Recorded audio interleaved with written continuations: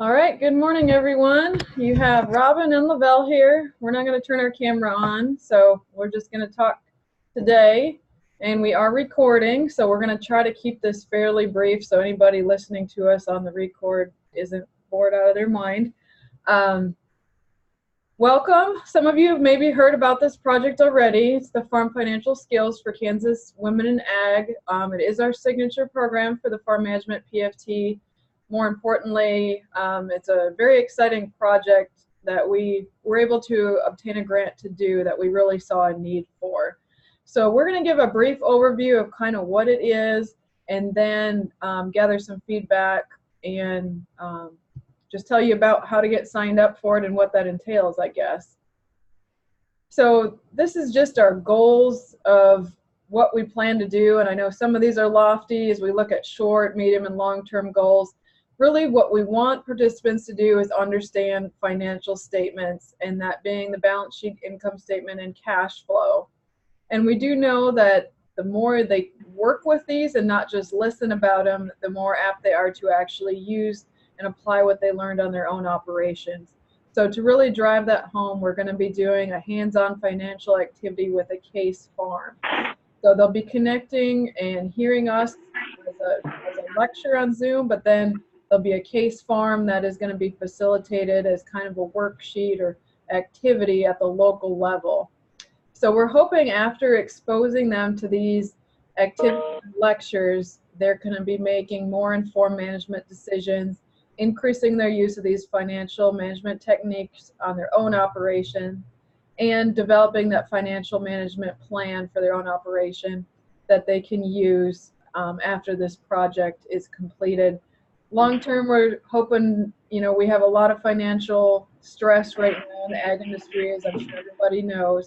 They're trying to get some tools in their hands to help on their operations.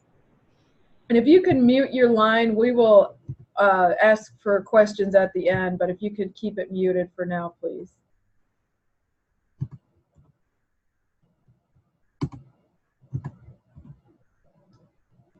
Okay, this is Lavelle. And so this program, it will be a 4-program session, and several of you participated in the Zoom meeting that we had several weeks ago, a couple of months ago, and asked for some input on how to structure the programs and the timing and those pieces. So we have decided it's going to be a 4-program session, and Robin and I will be the keynote speakers on the financial topics, and we will broadcast those via Zoom to each location. And then there will be a facilitator at each location that will lead the group through a hands-on activity. And we're going to give an example of that here in just a moment so you can kind of see what that entails. The facilitator will also have some training ahead of time so that they can understand very well what exactly they'll be doing. And then the keynote speakers will come back on to go over the activity and answer any questions. And then following that, because we're doing these as local individual women in ag groups, there will be a session that will be considered to be a local topic. And our hope is that there will be somebody locally that will be comfortable, along with some input from some specialists, to be able to present a local topic, and we'll get to that here in just a moment of what those topics are. And then at the very end of the session, the participants will also receive a farm financial management book that they can take home. So the facilitator will be present at each meeting location. So there will be one facilitator, or at least one facilitator, present at each meeting location. Most likely that facilitator will be an extension agent, and we plan to do a facilitator's Zoom meeting ahead of time to provide training, envision probably an overall meeting ahead of time, and then before each session we will have a facilitator's smaller training, just so that the facilitators can see what the example looks like for that week, and then what the training key has on it. We will also have some students and some folks here test run that case activity, just to make sure that those work well, so that any questions can be answered up front. So so we will have a case farm for each session. The case farms that we're going to use are going to be crops and livestock, just so it fits with what we traditionally see in agriculture. But we also recognize that there's a population that's maybe more along the lines of like a CSA or vegetable type example. And so we're going to have a complementary CSA vegetable example that will go in with their material that they receive. So if they're not the crops and livestock, they've got another example that they can hopefully relate to as well. I think Robin and I had said in past times, we actually did this for another audience about a year ago or so, and got a lot of good information of how to best do these exercises so that they're very easy to understand. So we do feel like these exercises that we'll present at the Women in Ag groups will be very self-explanatory, and the facilitator will have an answer key that will correspond very well. We'll have it color-coded and things like that, so that it's very easy to identify. You know, our goal is that this case study is something that helps just ingrain the concepts that we're trying to give them, and then they'll have a blank document that they can take home and then work on for their own farm, so that they can actually implement these practices in their own farm. And I'm just going to give you a quick example of what that looks like. So this is like a worksheet that would be handed out, kind of the narrative to go with the financial statement. So Joe and Jean Farmer operate a crop and beef cattle operation, and we're looking at their cash flow for this activity. We just have some general information there, and then using the cash flow, they have to follow the narrative and fill in some blanks. So you can see some examples of their inflows and outflows that they will have to fill in, and then some questions that they have to answer about the financial statement. So I'm going to go through this fairly quickly, but so the participant would be getting this, and then they would be getting this cash flow as a big 9x13 piece of paper, and using the narrative, they would be filling in those colored numbers based on the information that they have. So those are the inflows, and then they have to fill in some outflows, and then at the bottom of the statement, they're going to look at these values and answer some questions. So based on the information that they have, I'm circling the answers to the questions. And then at the end, you know, the brainstorming thing is, what can the family do to manage the cash shortfall that they have here in September, where they're going to be over their projected operating loan balance. If this doesn't make sense to you, just know we have a whole hour presentation talking about this before we go into the activity. But I just wanted to show you kind of what the activity would be, where they get the narrative, fill in the blanks, answer some questions. And again, as LaBelle said, you have a color-coded answer key that we will train you on 3 days or so before the actual meeting. So there should not be anything that arises that you cannot answer or handle. And if it would, we will stay on the Zoom that you could actually talk to us if you had any questions. Cade's question, is this the same case farm survive and thrive out of Minnesota? No, we're actually, I think what we're going to use is the case farm that's in the K-State bulletins that you find in the bookstore. The balance sheet, cash flow, and income statement, that's actually the same case farm through all of that. And I think we're going to use that one, which is based on a KFMA farm. Okay. So here's our schedule. I'll give you just a minute to kind of dissect that. So the idea will be for each session, they will come in and they will have a dinner together. That will give them, you know, that's obviously a nice way for everybody to get in and sit down and get situated and have some time to talk with one another. And then now the first night, we will have a local networking activity that will start, because it is the start of a series, and you know, hope to break the ground and get people familiar with one another.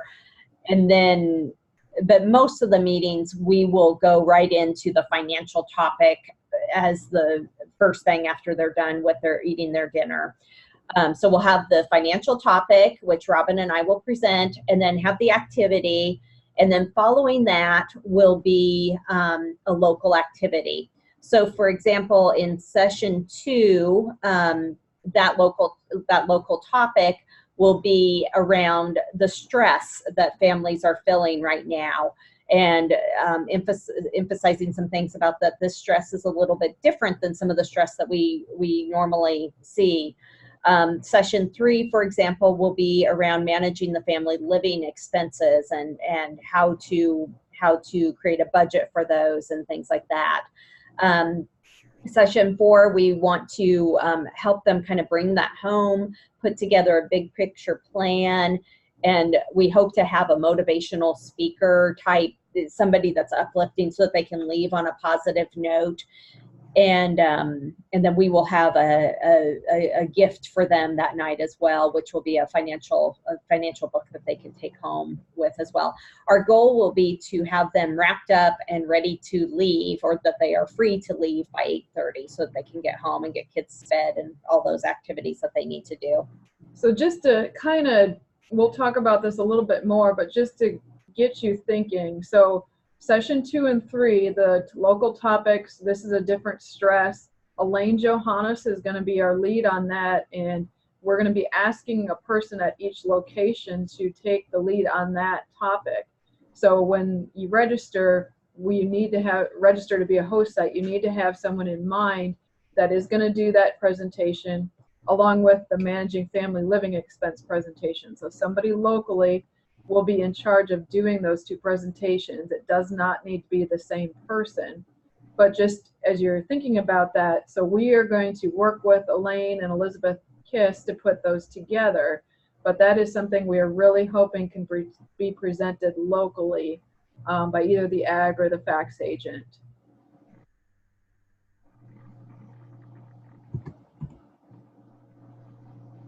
So these are the dates that after your input from the last Zoom meeting, these are the dates that we came up with.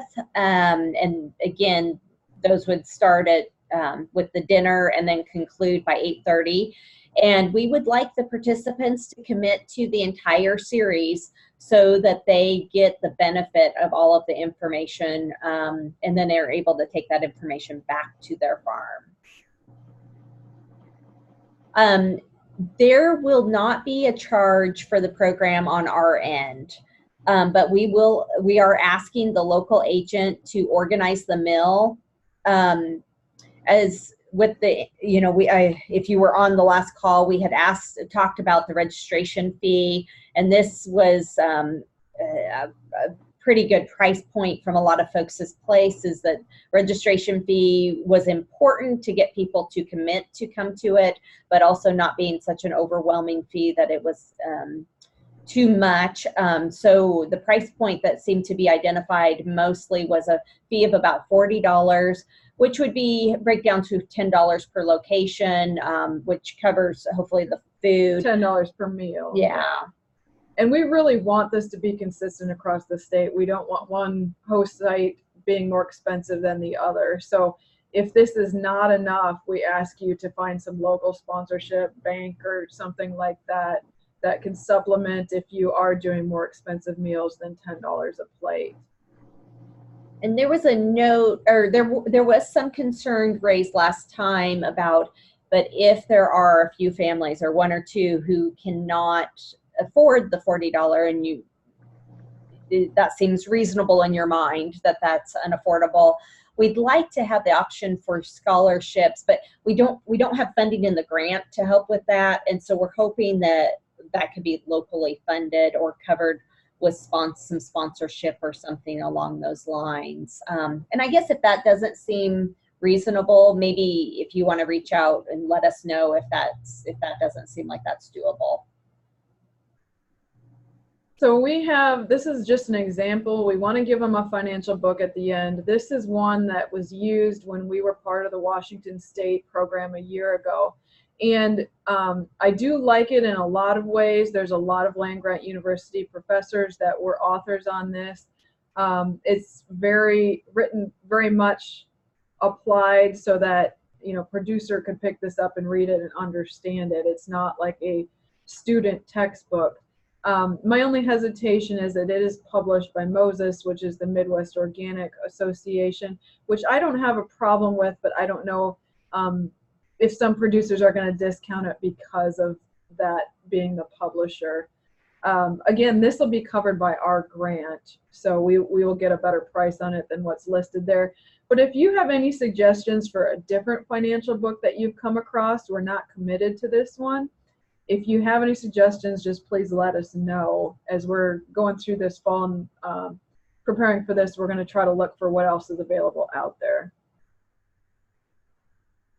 So the next thing is who would like to host, and I've gotten a ton of emails of people interested in this, so I don't want to scare people away. We want to make sure you are actually prepared, not that you want to do this, but you're committed to doing this and all the work that goes into it. So this next couple slides are just kind of talks about that.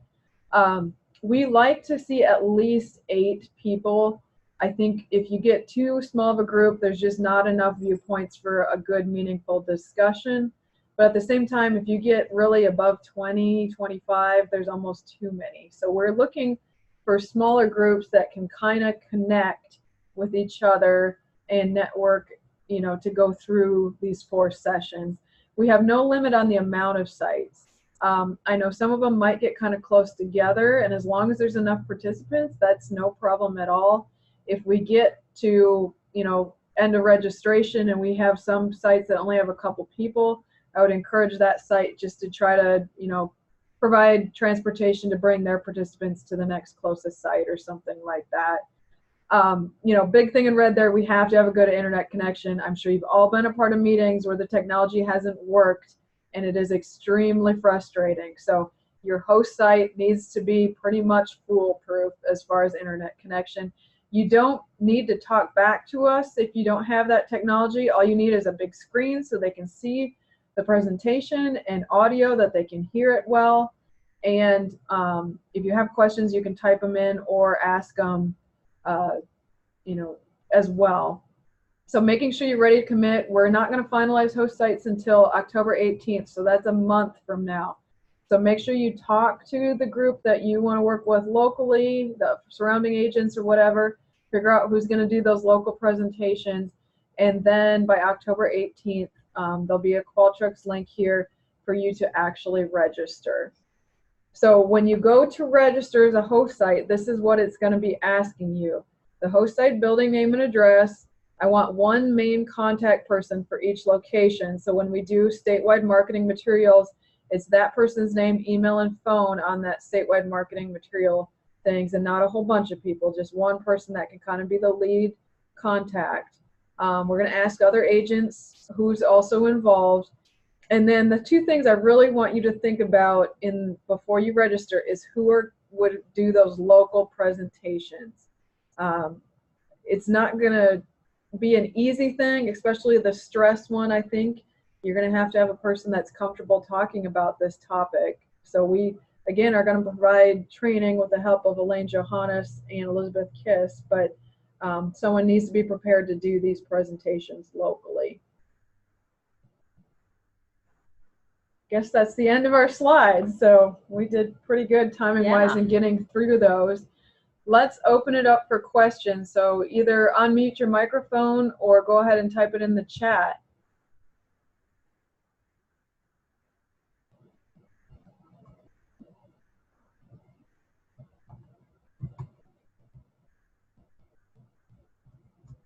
Apparently answered them all. Don't be shy. Go ahead, and if you have questions, please ask them.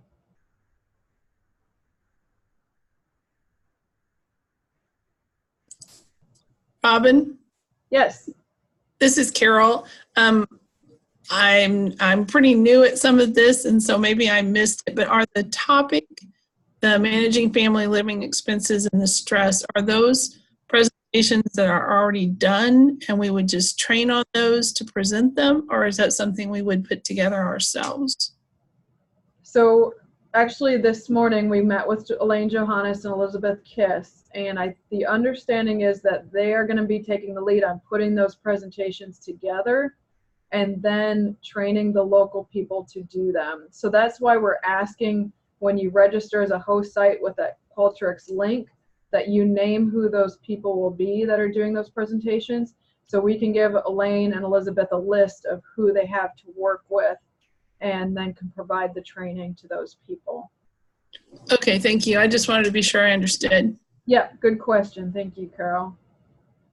So some questions that came in. Will you share these slides? I'm going to send out the recording of this right now with these slides later today, hopefully, and then that Qualtrics link to register. So yes, the slides and the recording will be available, if not this afternoon, tomorrow morning. Question, can this be facilitated by a single agent without someone assisting? I guess it depends on how many people you have. If there's a lot in the group, I would say you maybe want a couple facilitators to help. Yeah. What are your thoughts there, Lavelle? You know, I think it probably, I guess it kind of depends on what the size of the group is. If it's a smaller group, that probably works just fine to do a single agent.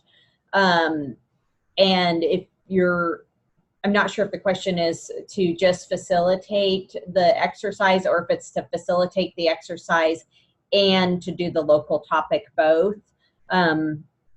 That's probably possible, but it might be good to bring in another resource to help with that as well. So if we want to talk about that further, I mean, I think maybe just connect with us and we can talk through that particular situation. So I think it would be good to have 2 agents per host site, maybe not every night, but just so there is some support, you know, more than one person. Okay, question on the slide I have showing now with the schedule. The red letters are the ones that Lavelle and I will be live streaming. Those are the keynote addresses. So we're going to be doing probably 45 minutes to an hour on each financial statement, just training on what it is, what it shows you, how to put it together. And then locally, you'll be facilitating the case farm activity, also included in that time period.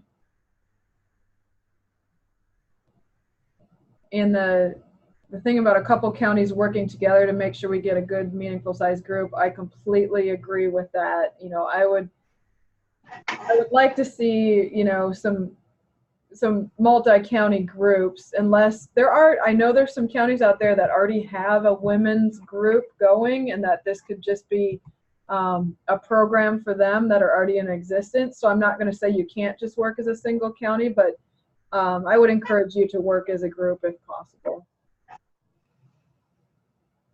And these dates are Wednesday nights, so 5:30 to 8:30 on a Wednesday night for 4 weeks in a row.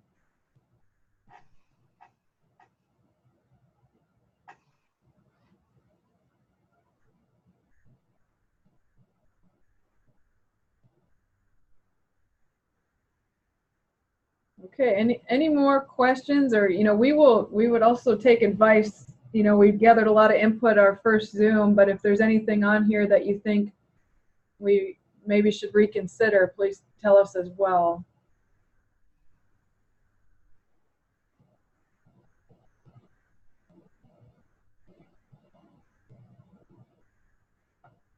All right, going once, going twice. well, thank you everyone for taking this time to listen in on this. And if you do have additional feedback for us, please do add to that. All right, one question here. If someone commits to the series but ends up not making forward, do they still get the book at the end?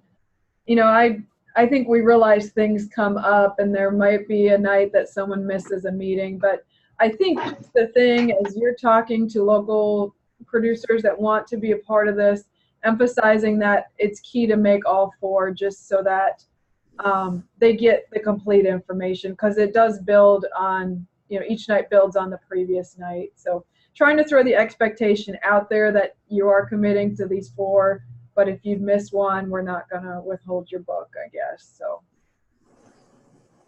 And there will be a follow-up email with all the information and then the link to register and where you can fill in that information. That will go out soon. Watch your email for that.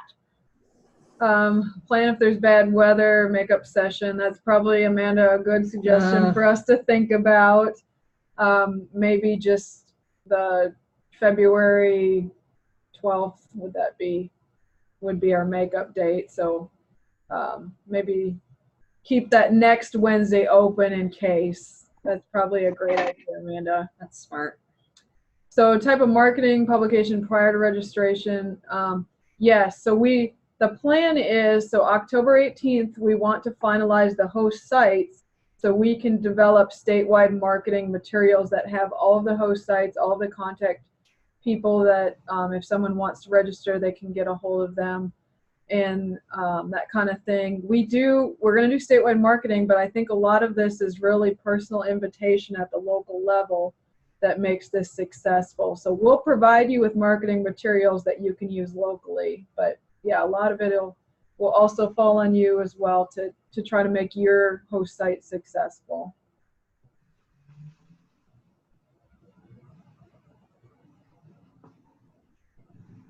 And yeah, we will have a statewide news release.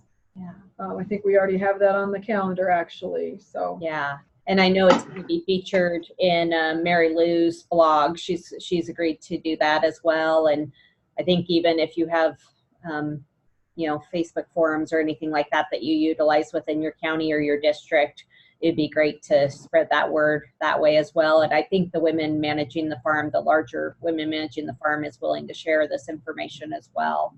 So any of those kind of complementary groups would be great. So yeah, I guess if there's something that you need that we're not providing as far as marketing, let us know. But I'm hoping, 1st of November, we have everything marketing wise ready to go. That's why the October 18th deadline. These are all great suggestions. Thank you for bringing these ideas up. So yeah, I guess just if you're a fax agent, talk to your ag agent. If you're an ag agent, talk to your fax agent or a neighboring one. I think both those local presentations could be given by either a fax agent or an ag agent, but I think working together would really make this successful. So. Right. And I guess if you don't have anyone local, talk to neighboring. If someone just wants to come in for a night and do that presentation for you as part of your series, there's nothing wrong with that. They don't have to be working with you on the entire project. So. Well, and if for some reason you don't feel like you can get a local speaker, don't let that hold you back. We would like to try to fill that void as well as we can. So don't let that hold you back if that's an absolute barrier. So yeah. We just don't want to do too much over Zoom. I feel like we want to get some local discussion, and to have that we need a local speaker for some of these things. So. Okay, thank you everybody for joining us. That was pretty quick. So if you have any follow-up questions, go ahead and email us and we'll be in contact. So thank you for your interest in this project. thank you. Thank you, Robin and LaBelle. Thank you.